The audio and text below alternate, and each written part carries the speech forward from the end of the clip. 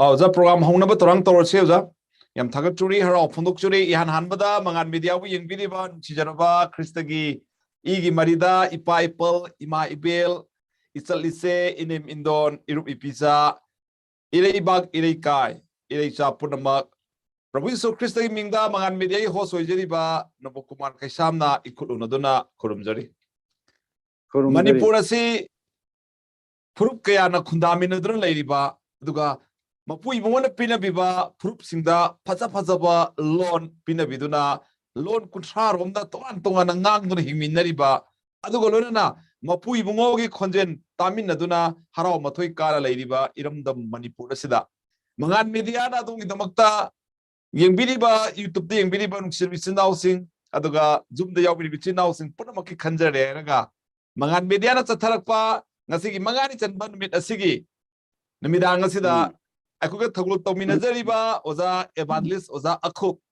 Saganga Lebibo, Oza Siga, Queen Haktang Waris, Hanabagi, Kudung Chao, Pangzabasida, Oza Wihana Namangan Mediana, Oza Papakasida, Pampi Kurumzari, Oza Kurumzari Yam Tagaturi, Haro Pundukseri, Huzikti, Oza Kupsi, a Hakna, Mayamda, Oza Akup Haina, a Hakna Saktakseri. Makhataba Ozagi Lepam Adagi Haurupa Ozagi Punshiwari Matekama Mayamda Ozana Singla Tambina Nava Ozada Hak Kurumzari Ozan Habisi. Oh, Yamnumajare. I Hojoji I Lepam si Sagang Bazar Dani. Aduga I Ngasi Pauba Ishorgi Nungsiba Amadi Ishorgi Taujana 1994 dagi Koi Pugning Hongdere Haraga Ibungo Jisu Christabu Isamak kan biba mapu ne haina loksin jaduna ay pirang galoinana Ibungo Jisu Christada ay Hawaii hakchang pun na makatok jaduna ay gumlaba papi sing Yesu Christa ki sakhi pigane haibagi ithin nama lakpadagi ay ngasi phauba leptana 1994 amadi 95 tagi koi wangu area da leiriba amadi kumbi kendra da leiriba aduga infan area mapam khara da ay gumlaba pap chenba singda Prabhu Jesu Christa ki sakhi piduna leiri hojik ma aina ministry sida sijinaramba aigi tours oina sijinabasi Jesus Film Manipuri amadi Zakayas Ministry amadi open air preaching one day crusade aduga home visit asmai togduna lelak padagi ngasi chahi kuntaret surakre ai isamagna tamda thabak sujabase hojik mak aigi feel aigi church wangu tera khodam baptist church ta ay isorgi thogan tawduna hojik phawasida leijari Oza yam nungai jare Ozagi Punsiwari Matekama Ozana Thambire Oza Ngasigi Milasida Oza degi Khangjan Ningbase Oza Akoi Kom Phurupki Aphaba Oza Maitega yam naknaba mari leibani haina ahal lamban singna akoi ipa ipu singna Oza akoi the wari libi rame Oza ado Kom Phurupki Haurupagi wari se Oza Saurangna Khazitang Thambi se Oza Karamaina Kom Phurup se Haurupano Karamain Tawbuno Haibase Oza Khara Khazitang Maya Saurangna Thambi se Oza Akoi ipa ipu halaman singna akoi takpi ba khanghan bi ba matungin nadi akoi kom gi phurup se akoi asomda China laipak lom dagi akoi se lai hai sarung amadagi koi kom jati se thorak tuna hairi ba mapom adudagi akoi Haina di awalay pak haina kangnaramba hojikna China haina kangnaramba adudagi koi se matang thorak tuna adom mapom aduda mi khara adom lay hauba khara tangsil lakpa sum lay lakpadagi hojik Manipur sida kundarita duna chingya tamja khoding magta Kom haibasina ta aduna hojik phawba leiri oda yam nungai oza kom si oza domaina hurpagi wari surung amadagi tholaga lakpani manipur da oza chaurangna oza kom je khunda basi sahi kayamukti sure da oza history da oza chaurangna masi chahi si chaurakna akoina sum khanjabada chahi chamanga gi mathak to iramani oza aduga oza yam nungai oza hosik si oza kom gi phurup si oza manipur si da oza khul kayamukti lei oza hojingmak khun leiri basi akoi association gi record ki motungina khun se humpu muklei mina kayamuna oza missing si hosik ki missing si kom si oza kom khakta oina khalabadi missing si lising kontra gumba dum lei okay kom khata khalabadi oza bi lising kutra go balai adu oza ko mai ba oza akhoi gi phurup ase oza akhoi uji prithvi da maming chaliba miri su miri kom hai oza akhoi ne yam maming chakre oza miri kom se prithvi pumna makna mabu masak khangi adu oza kom gi phurup ki manung da oza sarkar gi oza thabak chauna tawba gumba adagi kari kari oza kom gi phurup ki manung da di oza miri kom na tabatai di kari kari kana kana thabak tawba kari lei oza Mary Kom asidi mayamna khangnare adugi matung rakpasi nakoi kari haiba tare na magistrate oiba oda songboy sarku mahaki manaupa advocate lairi aduga hojik education da puba ibungo amusu leiri sumaina lei okay za adum acho chang yam leire adu golona na meri kom haibase oza kom gi phurup tagi tomthin nga libi adu ma gi maramna manipur da leiba phurup kudimak po manipuri ni haibada saktak pada khoi chok chaba adu masu oire oza adu makhata na oza dagi aina khangjaning base oza ekoi gi kom phurup ka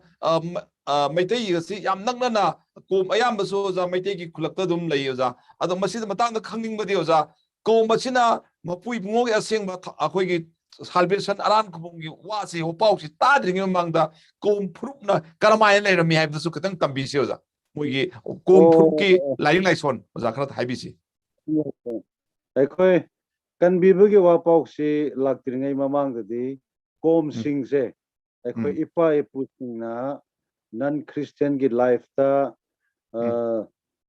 juthak aduga junai tauramduna leirami aduga akhoi cherau bhawba akhoi tograme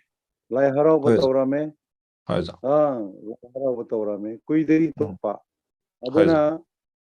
sida kom singi marakta akhoi ahalaman singna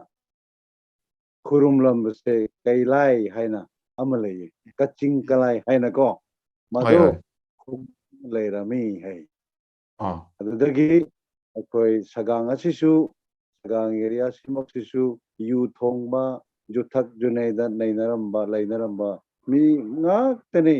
adubu ikui kuidana akhoi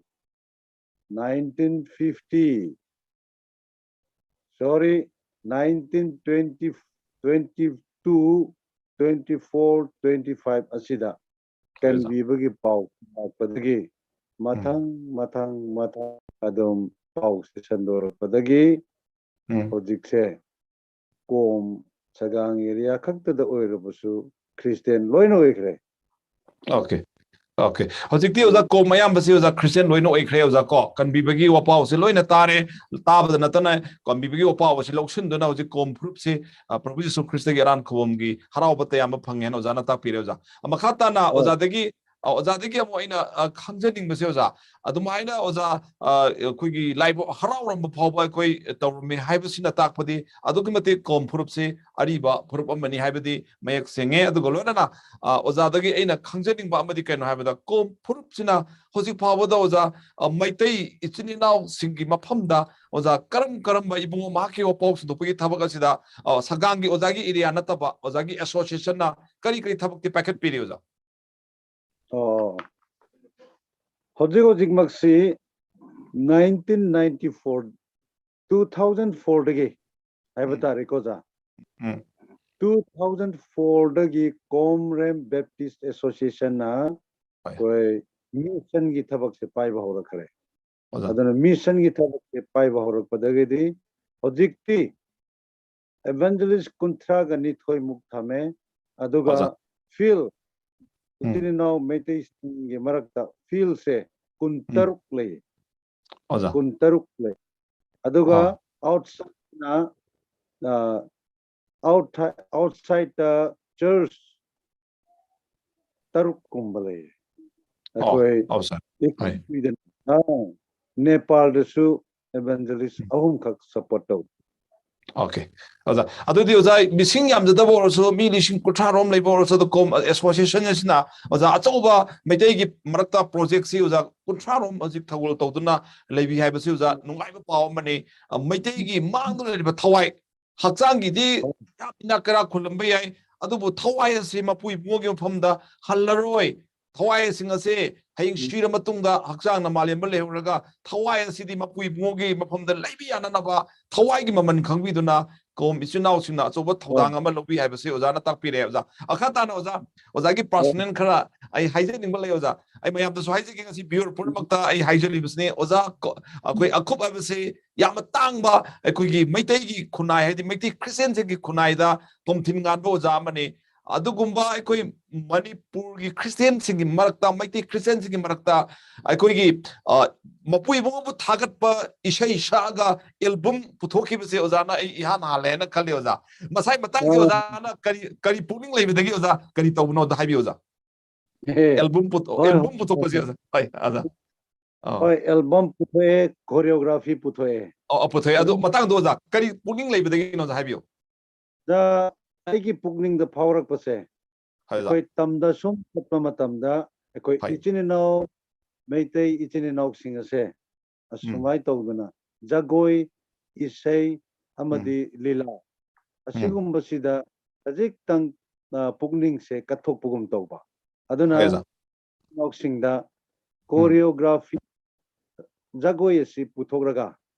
adu isai adugi meaning du tahanba jagoi du yengne tahanba aduga adugi marakta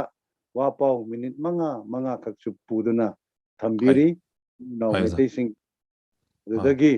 ekoi hojiksi madugi isai jagoi ado aduga album ado tasano haibadagi koi okhiba 2015-16 phawasida album se tatret ka taratret muk free da itinino meitei tampak yenthoki adana respond nungai basu tai aduga one day crusade ka pangthokpa matam asigi get set sing asi da yenthokra ngasi phawba koi nungsiraba oja ramanandagi message tahanduna itinino kaya da pugning khonghanba sumaina thorang tawjari ngasida oza sakangda pangthokpikiba ozana puthokkiba roja ramanandagi visualize toba adugumba akoi wopa wase manipur leba misingna amta akoi tithadana taram lagne na khalle oza taseng naidi akoi thada da misingna su loina taram gane na khalle oza yam nungai ozana achauba ozagi thamung di thilam pipidar masi akoi maitai christian singna khangbo orsu akoi gi isonu wa ngangbidra puthokti haina ozana thagi kureba puthokki sahi si karma sahi danoza kureba puthokpa sahi si choreography 2012 okay 2012 da one puthoe aduga 2015 da second volume puthoe okay 어제 한 다급절이 하러 분독절이 오자 시 아쿠이나 칸부금다 아쿠이 kom기 푸릅다 복셔보 라면서 마이테이 크리스찬 생기다먹다 소바 컨트리뷰션 람마 떠름바 코리오그래프 부톡도는 것이디 마이테이기 처치 코딩먹다 프로그램 또보 코딩먹다 코리오그래프 하이버시 야우다가디 프로그램 풍파다 부금다 떠름마도 오자시나 컨트리뷰션 떠르거든기 아정바 타바 아마 코인 우 방만이 아두가 at the same time ngasi milasida mayamda hijing base ozaasina adu khatanate ozaana gospel team among likhalpi matang sina karmai to no zama siso ko makta oina semu point we oza karmai to no zama sina masi sumaina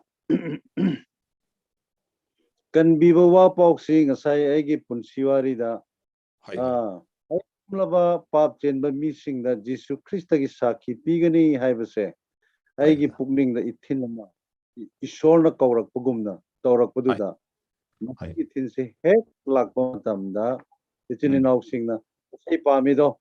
aduna isai si open air preaching oina koi isaiga wa pauga masima ichini naw singi da makta hogdok rosi haibadagi 1995 April dagi masi hogdok koi oja te koi adu kalakar ajang koi makoi gi matang sumaina tawrak padagi koi kom macha makai se mi manga taret khandok raga 1995 dagi wangu kachan koya khuding makta lairak khuding makta open air preaching si tawrak pani Okay, yam ngai oza achouba oza manipurgi Christian ki history da maitai Christian history oisano aduga akhoi manipur gi mission gi history da achouba thodang lau pase oza kom gi leiri ba maitai singa chana ba mo ong da karamaina tawsigi haina wakhan khanbirakpa ngasi gi nimita akhoi gopau khunduk gi lamyan ba oza akhoi gi akhup Evan.Akhup unaduna ngaktang wari saminare oza hojikti oza akhoi mayam gi khoi gi program si sumain sinjabani akhoi oza akhoi kom londa oza akhoi jis matem tang akhoi pibiro londa ihan hana adu matung da oza akhoi maitel londa oza no pa adum sadokna tobiyo kom lon si mayam na kalai na ngang nge si khangning bagi wakhan ithil leibani na ihan hana oza na kom gi londa khana haibiro adu matung da maitel londa oza maru iba upau du thambina na ba hojikti oza matam oza gi upau gi matam ihan hana kom da tobiyo adu matung da maitel londa samdabina ba oza matam pijare oza matam lobira si oza oh yam nuere ai kuina sangna ai rijaroi yamla bada only 5 minutes kaktang se oda koina matam se pi batare dan lobio pathen jara khulei ko hui tuninga tawin theng taisum siga antluk tongreme khachu luk arup ini Karidin food somlai ni katungi he taisum na nairi khawara makhan leipuga kemong ke kemhen jana an kemong anga ga leikom he annenga rungpu ngewa kha jungin lara rungpu lurna khan anchunga ara ang manwar he anmani katti herjo he tak ngewa khan annenga ati Dimagru mirikip siga inpak na kalen tak tong kathakha kajong ron pekti tuning takhin David khupuya nan kuhugin ringpa Krista rungpukha jongin tejo nangni jignasikha hi ke naite inkat ran thai sakna sunga punwang antakatuma antamanje nanwa musik Nitaina tongrami hin agathai mirikip denga inpak na pathenin anapik ni changrase Christmas hangkonai ren thuya ewa tongrami wang hin haimo ni inchu thai kom ewa mun hin haimo ni tiju thai kom tikha Christmas nen kara ewa mun hin akalen tak Christmas kadik Mangnasik aphangat komjo kawagachu kemong ki kemhen an kemong an dalona Bethlehem khupuya ran thai theng sunga pun banga antagatuma antamenje naiti enromo an mu pha takle malung kalu tagare in theng taga in pak taga Jesus Christa naiti kha an kamu man lai chu kemong ki khemai hi tu te ngaden lai don maghei missing lai tai maghei ta kha rare chungwa agathe magasing akanai mikalu hai nenga eva nangla kai siga inpak na tong hi in lar maghei ta kha min and tai mak missing and tai mak kemong ki khemai nenga eva inpak na tong hi yong tung kemong ki khem hen an kamuk sure Bethlehem in put lama an wahongna mi rikip seden puda kahuk sitsik Jesus Christa ka inte jo tihi an wahongna lama en ai sansut ti tong nete urunai he tunlai pada nanglaken Christmas nitimang hi taksa Christmas kamang akatamrang kaumjome simla sok neri kara ketuk seda nimenuire Christmas kahui netijo me nisagle Christmas kahui netijo kawaka taksa Christmas kamang kasangyo me Jesus Christan manlai chu Bethlehem leinte takha atunchu mi rikip malunga Jesus Christa inte numjo ke kara Jesus Christan mun apero kay inte nasik kay om nasik mun apero ti adarme ainin nimulungkot nimulanga Jesus Christa ka nisunga nimintia achangenchu mongna inpakna kaumsi khawa mongna inpakna wangkhan Christmas nimang achangenchu hai tuga inpakna akom sigmo pathen lurne pathen man pakna kha kachang sik kha ke e khawajara ulena he marwan ngewa hen ke mong ki khem hai ninga tuning tak ya anteri pe gai ko pua nangla ke num tuning tak hin nimulung kot malang misina rungpu Jisu kay mulung sungahin Bethlehem ingkat kapwa mun kapik yose kay mulung hin ajungin te pero tia Jisu Krista ka beg misina nimulung sunga manomre kawa nitimen oma inpak na mong na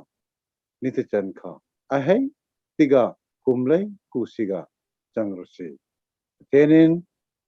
mongkat nitay na sungahin agake chat atharbing wang aping chanroso amen Ozam Manipuri da makha tabi ozam Manipuri da koi Christmas naksilak pagaloina na karigumba Bible gi wahida kitang chathaning ba adudi Luke chapter 2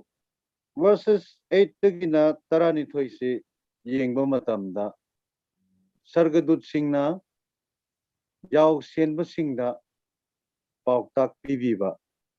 ngasi David ki saharda mipum khuding makki kanbinanaba ibungo Jesu Kristado pokre haina sargadut singna yaw senba singna paudam pi hairiba pawsi hek taba matamda yaw senba singna makoigi yaw singbu thanamlaga Bethlehem tana chatkre Bethlehem tana chatpa matamda mama Miriamna koi sabamda ibungo Jesu Kristabu pambiba ado makoina thengna jarure adudagi makoina angang adubu kuru khudak kunbena harauna pukning laitana khurumjare hairiba yaw senba singasi thainagi misingna kari su masing thadaba mising adubu ina kaira khunba akhang ahei singda hairiba haraubuge pause makoida thunghande adubu mina masing thadaba yaw senba singda ibungo Prabhuna haraubagi paw se makhoida yauhanbire. Hojikkan aikhoina khaluba matamda Christmas pangthokpa achumba Christmas pangthokpa haibado thoina leitere. Aikhoi chingmi gi marakta oirisu. Haibadi masigi Bible verse asi paba matamda achumba Christmas to aikhoina thengnare madudi yaw senbasingna makhoi pukning laitana harauna ibungobu khurumdaba ado achumba asengba Christmas ado oire aduna thainadi aikoi ipa ipusingna Christmas chingmi gi marak hauringaidi yamna harauna isorbu kina Christmas pangthrami adubu hojikti Christmas aikoi chingmi marakta pangthribase hakchangi Christmas haibadu oire aikoi phagi jugai tawraga social night gathering tawraga fajana nokhan le misingse noknare maduda Christmas nungai haire aduga sajau ngajau charaga Christmas nungai re haina aikoi longnaram madudi hakchangi Christmas adu oire thaina di Jisu Kristana Bethlehem da maha khongdoi birami adubu hojikti mipum khuding makta ibungo Jisu Kristana mipum khuding makki thamoida pokning khre aduna aigidamak mafam piu haina Jisu Kristana nang aingonda niri aduna hojikmak kanagumba mina sargadut singna yauksin basingda ngasimak hai aduna aikhoisu masigi Bible si paraga masigi wahe si taraga ngasimak aikhoigi pukning ase hangdoktuna ibungo Jisu Kristabu invite togduna aikhoigi pukning asida ngan hanbi pokhanba adudagi harauba nungaiba ingthabado aikhoida laihanba ase yamna darkar oire aduna ngasimak jinausi aikhoigi pukning se hangdokta ibungo Jisu Kristabu invite barton tawraga aikhoigi pukning hamsi hairiba Jisuna aikhoigi pukning da leba matamda harauba nungaiba ingthabadu lei hairiba ingthaba nungaiba harauba adu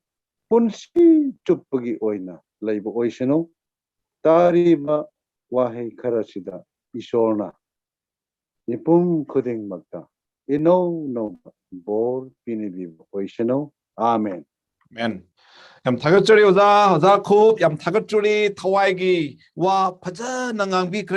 tielaba matamda apho sandupiba ozagi minute mangagi hopaw se oza yam mamal leiba hopaw mani yam thagatchuri haro phundokchuri